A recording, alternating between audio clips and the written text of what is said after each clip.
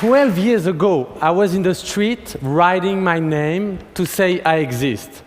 Then I went to taking photos of people to paste them on street to say they exist. From the suburbs of Paris to the wall of Israel and Palestine, the rooftop of Kenya to the favelas of Rio. Paper and glue, as easy as that. I asked a question last year, can art change the world? Well, let me tell you, in terms of changing the world, there have been a lot of competition this year, because the Arab Spring is still spreading. The Eurozone has collapsed.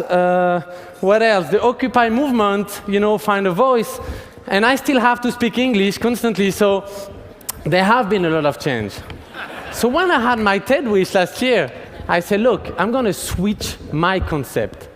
You are going to take the photos, you're going to send them to me, I'm going to print them and send them back to you. Then you're going to paste them where it makes sense for you to place your own statement. This is inside out. 100,000 posters have been printed this year. Those are the kind of posters, let me show you. And we keep sending more every day. This is the size. Just a regular piece of paper with a little bit of ink on it. This one was from Haiti. When I announced my wish last year, hundreds of people stood up and said they wanted to help us. But I say it has to be under the condition I have always worked. No credit, no logos, no sponsoring. A week later, a handful of people were there, ready to rock and empower the people on the ground who wanted to change the world. These are the people I want to talk to you about today. 2 weeks after my speech, in Tunisia, hundreds of portraits were made.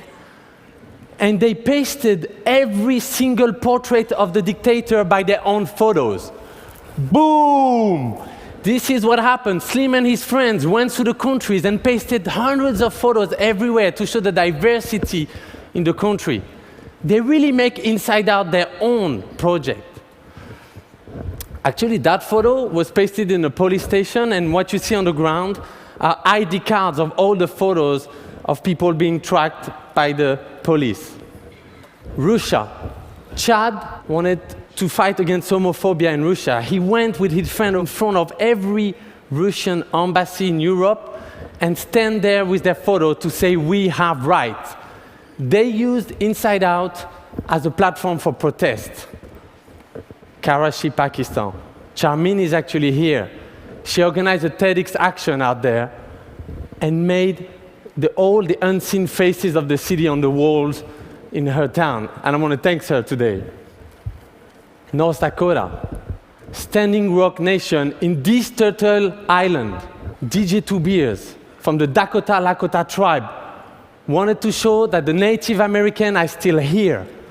The 7th generation are still fighting for their rights. He pasted up portraits all over his reservation, and he's here also today.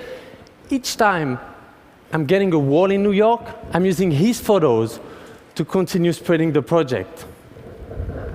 Juarez. You heard the border, one of the most dangerous borders in the world. Monica have taken thousands of portraits with a group of photographers and covered the entire border.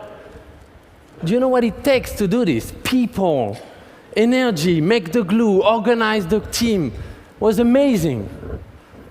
While in Iran, at the same time, Abu Lolo, of course a nickname, has pasted one single face of a woman to show his resistance against the government. I don't have to explain you what kind of risk he took for that action. There's tons of school projects. 20% of the poster we're receiving comes from school. Education is so essential. Kids just make photos in a class, the teacher receives them, they paste them on the school, here they even got the help of the fireman. There should be even more schools doing this kind of project. Of course, we wanted to go back to Israel and Palestine. So we went there with truck. This is photo booth truck. You go on the back of that truck, take your photo, 30 seconds later, take it from the side, you're ready to rock. Thousands of people use them, and each of them sign up for a two-state peace solution. And then walk in the street. This is the march, the 450,000 march. Beginning of September, they were all holding their photo as a statement. On the other side, people were wrapping up streets, buildings. It's everywhere. Come on, don't tell me that people are not ready for peace out there. These projects took thousands of actions in 1 year, making hundreds of thousands of people participating, creating millions of views. This is the biggest global art participatory project that's going on. So, back to the questions, can art change the world? Maybe not in 1 year, that's the beginning. But maybe we should change the question, can art change people's life? From what I've seen this year, yes. And you know what? It's just the beginning. Let's turn the world inside out together. Thank you. Thank you.